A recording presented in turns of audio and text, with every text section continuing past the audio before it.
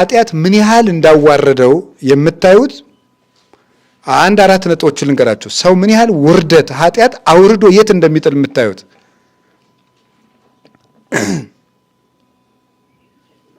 አንደኛው ሰሎሞን ምን ሚለው ይናገራል? መጽሐፈ ምሳሌ ምዕራፍ 6 ላይ አንተ ታካች ወደ ገብረ ጉንዳን ሂድና ከጥበቧ ተማር ይላል። አንተ ታካች ወደ ገብረ ጉንዳን ሂድና ከጥበቧ ተማር ይላል። አንተ ሰነፍ ማለት ነው። ወደ ገብረ ጉንዳን ሂድና ከጥበቧ ተማር። ምንድነው የምትረዱት? ሰው በማን አምሳል ተፈጠረ? ነገር እንጂ እግዚአብሔርን ከምንመስልበት መልክ አንዱ ምንድነው? ዕውቀት። እግዚአብሔርን የምንመስልበት አንዱ መልካችን አዋቂነት ነው።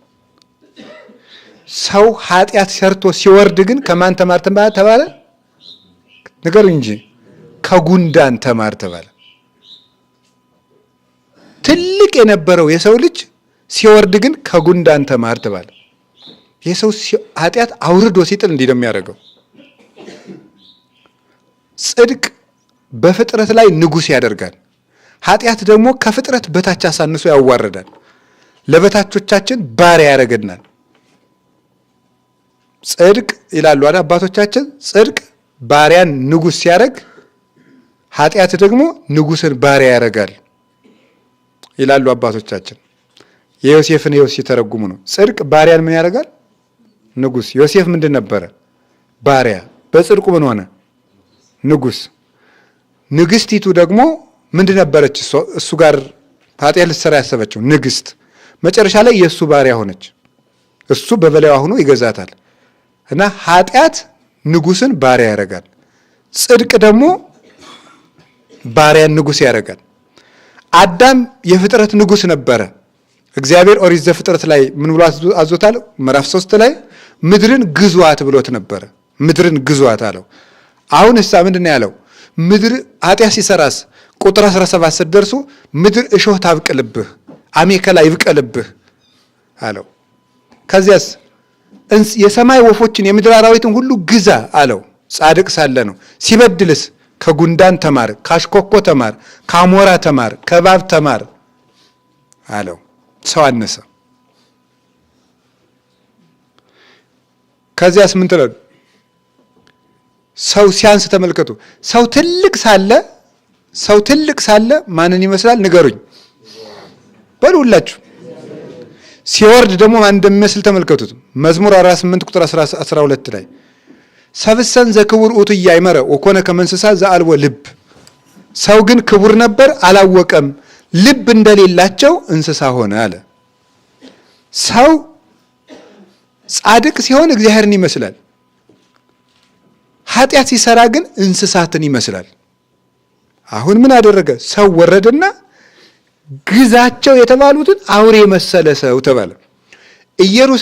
ኢየሩሳሌም ውሉዱኪ ኮኑ ከመአክልብት፣ ልጆችሽ እንደ ዲዳ ውሻ ሆኑ፣ እንደ ፈረስም ሆኑ። ሰቆራረ ኮንክሙኒ ባህቤ፣ አስጸያፊዎች ሆናችሁብኝ ይላል ኤርምያስ ላይ ሲናገር። ልጆችሽ እንደ ውሻ ሆኑ ይላል። የማያስተውሉ ዲዳ ውሻዎችም ሆኑ ይላል ደግሞ መልሶ። ዲዳ ውሻ ማለት ያበደ ውሻ ማለት። እብድ ውሻ ታውቃላችሁ። ውሻ ጤነኛ ሲሆን ቤተሰቡንም ጌታውንም ይለያል በሽታ። ሲያብድ ግን ጌታውን ጨምሮ መንከስ ይጀምራል። ሰው ሲያብድ እንኳን በጓደኛው ላይ በፈጣሪው ላይ መነሳሳት ይጀምራል። ሰው ሲያብድ እንደዚህ ነው፣ አይምሮውን ሲያጣ። ጌታችን መድኃኒታችን ኢየሱስ ክርስቶስ ለስም አጠራሩ ክብር ምስጋና ይግባውና በሉቃስ ወንጌል ምዕራፍ 15 ላይ የሰው ልጅ ሲጠፋ በሶስት ደረጃ እንደሚጠፋ አሳይቶናል። አንደኛው ምን ብሎ ነው የሚጠፋ? የጠፋ ምን ታያለችው? ልጅ። ቀጥሎ ደግሞ ምን ይሆናል? የጠፋ በግ። ሶስተኛ ሲጠፋ ምን ሆኗል? የጠፋ ዕቃ ይሆናል ማለት ነው። የጠፋ ልጅ እንደው ሻልም ይል አጠፋፍ ማለት ነው። ቤት ውስጥ ሆኖ አመድ የወረሰን ማለት ነው። እንቀድሳለን፣ እናስቀድሳለን፣ ቤት ውስጥ አለን፣ እናገለግላለን፣ እንደዛ እናለን። ግን የጠፋ ልጆች አለን። ከዛ ቀጥለንስ ደግሞ በግ የሆን ሞኝ ማለት ነው። ሞኝ ለነፍሱ የሚረባውን የማያውቅ ክፉና በጎ የማይለይ የዲያብሎስና የእግዚአብሔር የማይገባው ዘመንን የማይረዳ መሰናክልና እድልን የማይረዳ የማያውቅ ነገን ከዛሬ ለይቶ ማየት የማይችል ከደመቀው ጋር እየደመቀ የሚኖር ብቻ ምስኪን፣ ይሄ በግ ይባላል። ሳር በጋጠበት ተመችቶት የሚያደር እንዲህ ያለው ሰው በግ ይባላል። እና እንደ እንስሳ ጠፍተናል ዝቅ ብለን በጅልነት። ከዛሳ ዕቃ አይገርማችሁም? ደግሞ ሰው ሲወርድ አንድኛውን ዕቃ ይሆናል። እንስሳ ሲሆን ቢያንስ እንደው ይሄዳል። በግ ሲሆን ግን ምንድን ነው የሚሆነው? ዕቃ ሲሆን ምንድን ነው የሚሆነው? ሲያስቀምጡት መቀመጥ። ይሄው ዕቃ ይሄው በቃ ሲይዘው ምን ያደርጋል? ይያዛል። ሳስቀምጠው ምን ያደርጋል? በቃ እንደዚያ ነው። ዕቃ ሲሆን ሰው በዚህ ዓለም ያሉ ነገሮች ሁሉ ያነሱታል፣ ይጥሉታል። ዓላማ የለውም፣ መዳረሻ የለውም። አንዴ ጓደኛው ሲነዳው፣ አንዴ ስሜቱ ሲነዳው፣ አንዴ ሌሎቹ ሲነዱት እንደ ዕቃ ዝም ብሎ ሰዎች በየስፍራው እያነሱ የሚጥሉት ዕቃ ይሆናል። ጌታ ሶስቱን አጠፋፎች ዘርዝሮ የጠፋ ልጅ ብትሆኑም እፈልጋችኋለሁ፣ የጠፋ በግ ብትሆኑም እንደ በግ ጅል ሆናችሁ ብትጠፉም እፈልጋችኋለሁ፣ ቤት ውስጥ ትቢያ እንደወረሰው ዕቃ ሆናችሁ ብትጠፉም እፈልጋችኋለሁ ለማለት ነው። ሶስቱን የሚያሳየን እና እግዚአብሔር የሚያይልን ውርደት ይሄንን ነው። እግዚአብሔር ውርደታችን ያያል ማለት ሰው በዚህ መጠን ሲጎዳ ያሳዝነዋል ማለት ነው። የሚችለንም ለዚያ ነው። ሰው በዚህ መጠን ሲጎዳ ያሳዝነዋል። ያገኘ ሰው አጥቶ ስታዩት አታዝኑ? ታዝናላችሁ እናንተ? አይጉድ የዚያ ቤት ጌታ እንደው ማደሪያ አጥቶ ብለን እናዝናለን። ሰው እግዚአብሔር የሚያዝንልን ለዚህ ነው። ነፍሴ እስከ ሞት ድረስ ተጨነቀች ብሎ በዕለተ ዓርብ የተናገረው የሰው ልጆችን መጎዳት መጠን ባየ ጊዜ እግዚአብሔር ይበልጥ ለዚህ ያዝናል። አንድ ሰው ከጤነኛ እጁ ይልቅ ለቆሰለ አካሉ ይበልጥ እንደሚጠነቀቅለት ተኝቸበት እንዳላደማው ቁስሉን እንዳላስፋፋው ብሎ ከጤነኛ አካሉ ይልቅ ለቆሰለ አካሉ እንደሚያዝንለት ሁሉ እግዚአብሔር ከጤነኞቹ ልጆቹ ይልቅ ለታመም ለኛ ይበልጡን ያዝናል። ለዚህ ነው የማቴዎስ ወንጌል ምዕራፍ 9 ብሎ ይናገራል። ሕሙማን ይፈቅድዎ ለዐቃቤ ሥራይ ወአኮ ጥዑያን፣ ባለመድኃኒትን የሚፈልጉት በሽተኞች እንጂ ጤነኞች አይደሉም ብሎ የተናገረው ለዚህ ነው። አባትና እናት ከትልቁ ልጃቸው ይልቅ ለትንሹ ልጃቸው ይበልጥ ይጠነቀቃሉ። ለምን? ክፉና በጎ አይለይም በዱር በገደል ይወድቃል ብለው። እግዚአብሔር ከትልልቆቹ ይልቅ ለኛ ያዝናል። ለምን? መኖሪያችን የማናውቅ የሚጠቅመንን የማናውቅ ሁልጊዜ የሚጎዳንን እየመረጥን የምንኖር ሞኞች ስለሆን ልብ ለሌለው ሕፃን እንደሚታዘንለት እግዚአብሔር በዚያ መጠን ልብ እንደሌለን ያውቃልና ያዝንልናል። እና ለዚያ እኮ ነው ታውቃላችሁ አይደለም? ሁልጊዜ ስንጸልይ ምናችን ሆይ እያልን ነው የምንጸልየው እግዚአብሔርን እግዚአብሔር አባታችን ሆይ እያልን ነው የምንጸልየው። ለምን ይመስላችኋል? ምን ጊዜም በእግዚአብሔር ፊት ምን ሆነን የምንታየው? ልጅ ሆነን ነው የምንታየው። ማንም በሳል የለም። አሁን እኛ በስለት የበሰልን መስሎ እናቴ ማንም ብስል የለም። በእግዚአብሔር ፊት ማንም ልጅ ነው። የሚያዝንልንም ለዚህ ያለ እውነቴን ነው የምነግራችሁ። እንደ እብድ እያየን እንደ ልጅ እያየን ከመበጽቡር ትዋናይ እንዳለ አባ ጊዮርጊስ በጭቃ እንደሚጫወት ልጅ እየቆጠረን ነው እግዚአብሔር እስከዛሬ የቻለን ማለት ነው። ጭቃውን ተቀባብቶ እናቱ የምትሸልመው መስሎት እየሳቀ እንደሚመጣ ልጅ እንደዚህ አይቶን እግዚአብሔር ይራራልናል። እና አዳምን እግዚአብሔር ወፈቀደ እግዚአብሔር አድኅኖተ ዓለም በሳይሉ ወበምህረቱ በእንተ ክልኤቲ ገጻት፣ እግዚአብሔር ስለ ሁለት ምክንያት ዓለምን በቸርነቱና በይቅርታው ሊያድነው ወደደ። አንደኛው ስለ ቸርነቱ ነው። ሁለተኛ በእንተ ዘተትሕተ አዳም ተትሕቶተ፣ አዳም ጨርሶ ስለተዋረደ ውርደቱን አይቶ እግዚአብሔር ሊያድነው ወደደ አለ። ውርደቱን አይቶ ይበልጥ ለተጎዳ ሰው ይበልጥ ተረዱታላችሁ። እግዚአብሔርም ይበልጥ እንደተጎዳን አይቶ እኛን ተከትሎ መጥቶ ሰው ሆኖ ስጋችን ለብቶ ረዳን። እና እግዚአብሔር ከድንግል ማርያም ሰው የሆነ የሰው ልጅ ሆኖ የመጣ ለምንድን ነው ሲባል ውርደታችን አይቶ። እስኪ ውርደታችን አይቶ በሉ። ውርደታችን አይቶ የክብር ጌታ ሳይመጥነው ሳይገባው ያለ መጠኑ ያንዲት ድሃ ልጅ ሊሆን መጣ። ድሃ ናት እኮ እመቤታችን በስጋዋ የድሆች ልጅ ከቤተ መንግስት ያሉ ወይዛዝርትን እንኳን አልመረጠም። ለመወለጃውም ቤተ መንግስትን አልመረጠም። የከብት በረት መርጦ ነው። እና ሰውን ከዚያ ውርደት ለማውጣት እንግዲህ ተመልከቱ። ልጁ የሚሸት ጭቃ ውስጥ እንኳን ቢገባበት እስከ አንገቱ ጭቃው እየያዘው ወገብቶ ልጁን የማያወጣባት ማን ነው? ወይም የማታወጣ እናት ማን ናት? የልጇ መውጣት እንጂ ጭቃው ይታያታል እንዴ? እግዚአብሔር ወደዚህ ዓለም ሲመጣ የኛን ማዳን እንጂ የኛን ኃጢአት ክፋታችንን እያበላን እጁን እንደምንነክሰው ህብስት ያበረከቱ እጆቹን እንደምንቸነክረው በቃሉ ሙት የቀሰቀሰበትን አንደበት በጥፊ እንደምንመታው ምራቁ ዓይን ያበራውን ጌታ ሐሞት እንደምንግተው እያወቀ የመጣው ለምን ይመስላችኋል? ውርደታችን ከዚህ በባሰ ስለነበር ነው። እና እግዚአብሔር በእውነት ውርደታችን አይቶ በድንግል ማርያም ማህፀን መጣና ከፍ አደረገን። እመቤታችንን ለዚህ ምክንያት ሀገር አድርጎ መረጣት። ድንግል ማርያምን የምንወዳት ለዚህ ነው። አንድ ጊዜ ጽጌ፣ አንድ ጊዜ ፍልሰታ፣ አንድ ጊዜ ምን፣ አንድ ጊዜ 21፣ አንድ ጊዜ 16 እያል ምክንያት እየፈለግን የምናነሳት ይሄ ውርደታችን እንዲወገድ ንጉሱ ሊፈርድልን ሲመጣ የተገባችና የበቃች መንበር ሆና የተገኘች እመቤታችን ናት። እግዚአብሔር ሲመጣ በማን ቤት እንቀበለው ነበር? ድንግል ማርያም ባትሆን ኖሮ የማን የተነጠፈ ቤት አለ? የማን የተጎዘጎዘ ቤት አለ? እሱ ማለት ሰውነት ነው። እግዚአብሔር ቅጠል የተጎዘጎዘ ቤት ላይ የሚቀመጥ አይደለም።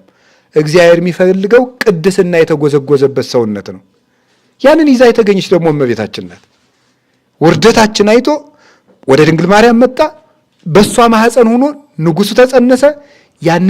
ያንን ክፉ አውሬም ሰበረልን። ዛሬም ሁላችን በያለንበት ተዋርደናልና ከውርደታችን ያውጣን መድኃኔዓለም። ውርደታችን አይቶ ሀገራችንም ይርዳት።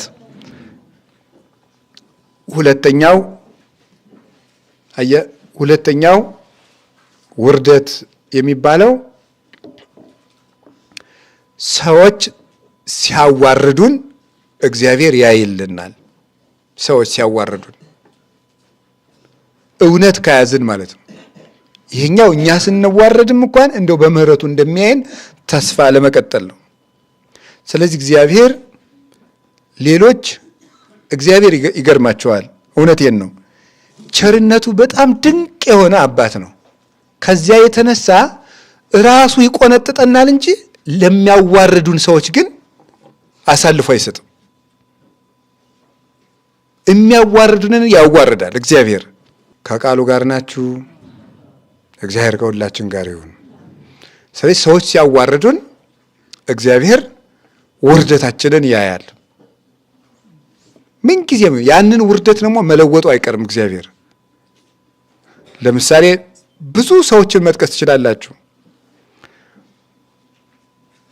ይሄን የሚያደርገውን የሚገርመኝ መጽሐፍ ቅዱስ ስትመለከቱ ስንማር አባቶቻችን እንዳስተማሩን እግዚአብሔር ጥሩ ስንሆንና ጥሩ ሰው ሆነን ሰዎች ሲያዋርዱን ቢፈርድልን አይደለም።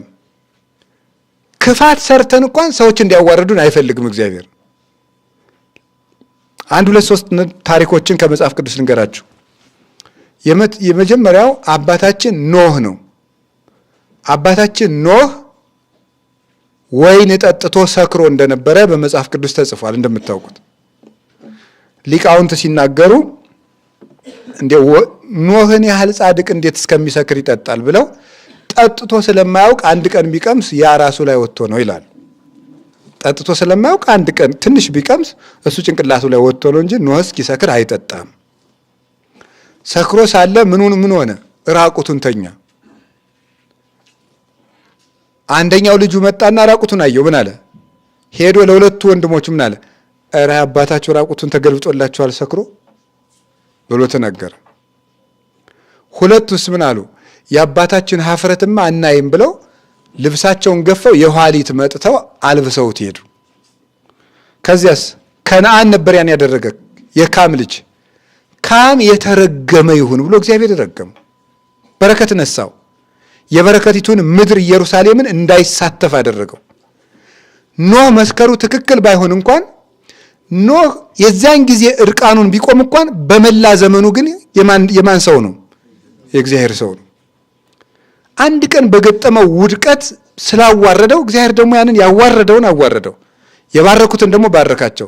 ሊቃውንት እንደውም ይሄን ብዙ ትርጉም ሰጥተው ኖህ ሰክሮ ራቁቱን እንደዋለ ጌታችን ኢየሱስ ክርስቶስ ደግሞ በሰው ፍቅር ምክንያት ራቁቱን ውሏል ብለው ተርጉመውታል። ሄዶ ለሚሰድቡ ሰዎች የተናገረው ይሁዳ ነው ብለው ይተረጉማሉ። ሁለቱ ልጆቹ ግን እርቃናቸውን ገፈው እርቃኑን የሸፈኑት ግን ልብሳቸውን ገፈው እርቃኑን የሸፈኑት ደግሞ ፀሐይና ጨረቃ ከዋክብት ናቸው የክርስቶስን እርቃን ሸፍነዋል ብለው ያመሰጠሩታል ሊቃውንቱ።